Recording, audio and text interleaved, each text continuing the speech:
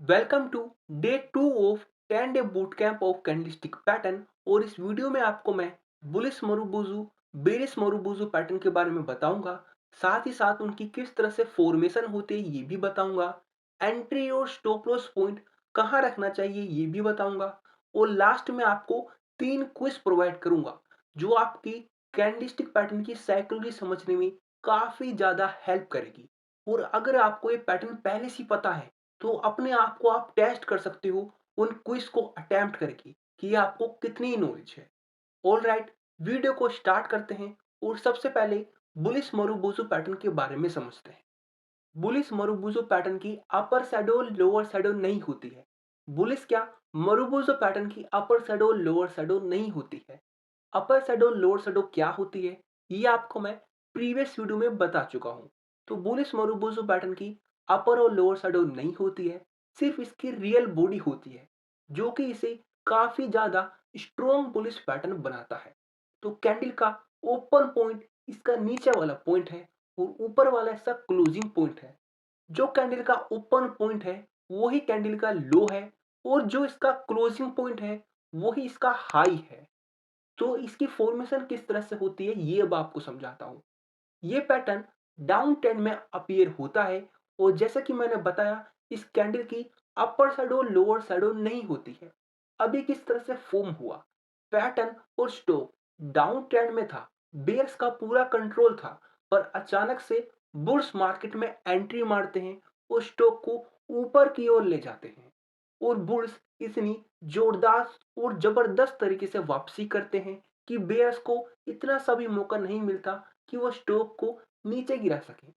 क्योंकि अगर मौका मिलता तो थोड़ी बहुत अपर शैडो बनती जरूर, या फिर नीचे होता तो लोअर शैडो जरूर बनती। पर यहाँ बिल्कुल भी अपर और लोअर शैडो नहीं है। तो बुल्स ने बहुत जोरदार वापसी की है और ये काफी ज्यादा स्ट्रॉन्ग बुलिश पैटर्न है। तो इसके क्लोज पे मैं अपनी ट्रेड में एंट्री लूंगा और इसके लो पॉइंट को अपना मैं स्टॉप लॉस बनाऊंगा।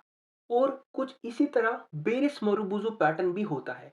बेरिस मोरुबुजु पैटर्न यानी बिकवाली का पैटर्न, इसमें भी अपर और लोअर शैडो नहीं होती है। कैंडल का ओपन पॉइंट ऊपर वाला पॉइंट और नीचे वाला सा क्लोजिंग पॉइंट होता है।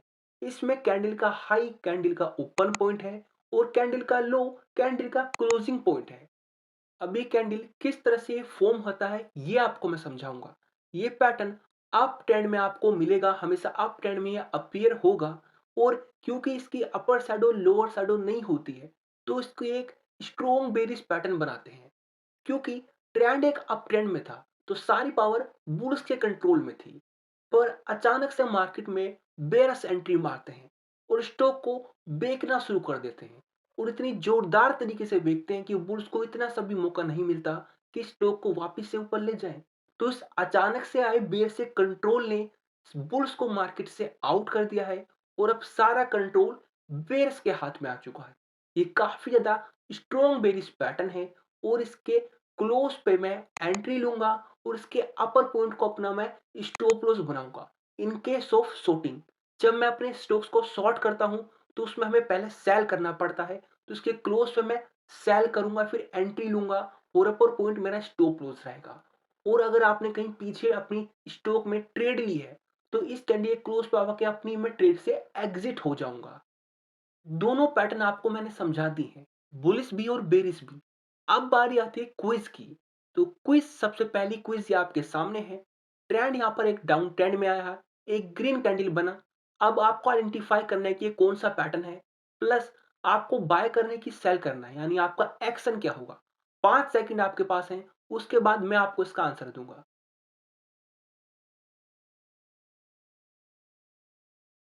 ऑल राइट, ये काफी इजी क्विज थी, काफी इजी पैटर्न है, बुलिश मोरुबुजु पैटर्न है।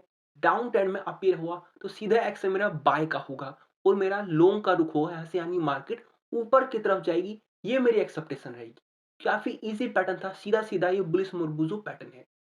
नेक्स्ट क्विज आपके सामने मैं रखता हूं और यहाँ पर पैटर्न अप ट्रेंड में था। लास्ट में एक रेड कैंडल अपीयर होता है।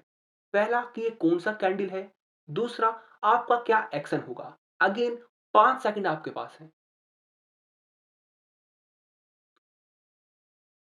ऑल राइट, ये एक बेरिस मोरबुजो पैटर्न ही है। पर लेकिन इसकी तो अपर शैडो और लोअर शैडो है। मैंने तो कहा था कि अपर शैडो और लोअर शैडो नहीं होनी चाहिए।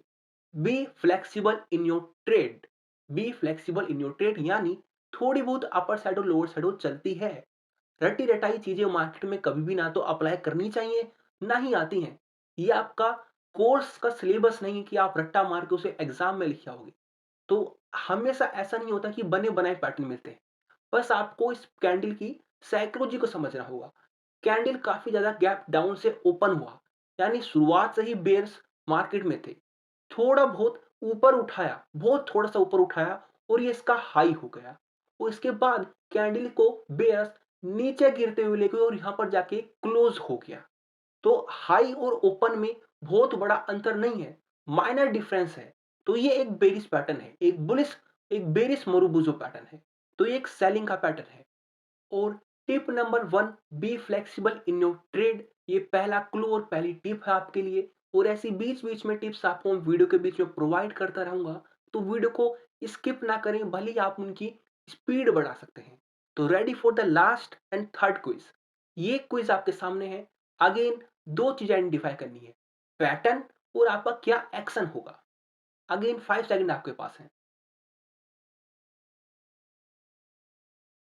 ऑलराइट, पैटर्न एक अप ट्रेंड में था। लास्ट में एक बेरिश पैटर्न है, यानी एक रेड कैंडल है। पर ये एक बेरिश मोरुबुजो पैटर्न नहीं है। क्यों नहीं है? आपने तो कहा था be flexible in your trade. Be flexible कहा था, पर इतना भी ज्यादा फ्लेक्सिबल नहीं कहा था। इस कैंडल को समझिए। यहां पर ये गैप डाउन के साथ ओपन हुआ। मार्केट में बुल्स आए क्योंकि अप ट्रेंड में था। बुल्स ने इसे ऊपर की तरफ उठाया और काफी ऊपर ले गए। यहां पर जाके इसका ये हाई पॉइंट है और यहां से बेस इसे नीचे की तरफ लाए और नीचे जाके इसे क्लोज कर दिया। अगर आप देखो, इस वक्त हाई और ओपन में काफी बड़ा अंतर है और ऑलमोस्ट अपर शैडो इसकी रियल बॉडी के बराबर है।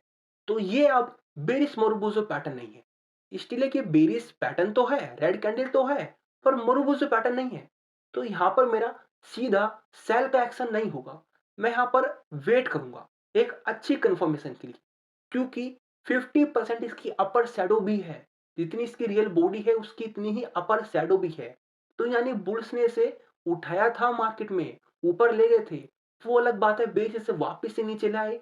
पर फिर भी मैं अगले पैटर्न का इंतजार करूंगा ताकि एक सही कंफर्मेशन मुझे इस पैटर्न में मिल सके। याद रखें, मार्केट में कभी भी रटी रटाई चीजें नहीं आएंगी। आपको पैटर्न को एनालाइज करना होगा, किस तरह से, इसी तरह से करना होगा।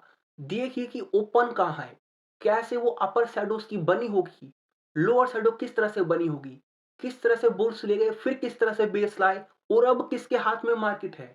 ये आपको आइडेंटिफाई करना होगा कैंडल की फॉर्मेशन को देख के कि कहां पर इसका हाई पॉइंट है, कहां लो है, कितना हाई है, कितना लो है, अपर शैडो कितनी है, लोअर शैडो कितनी है।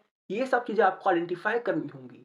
अगर आपको दिक्कत आई, इस क्विज में आपको दिक्कत आई, आपको नहीं समझ में आया, नॉट टू वरी। 8 वीडियो और है हमारे पास अभी। सॉरी, हाँ, यस, 8 वीडियोस और हैं। और 8 वीडियोस के बाद 10 डे के बाद 10 डे जैसे ये कंप्लीट होगा, उस दिन आप खुद अपने अंदर एक बदलाव महसूस करोगे।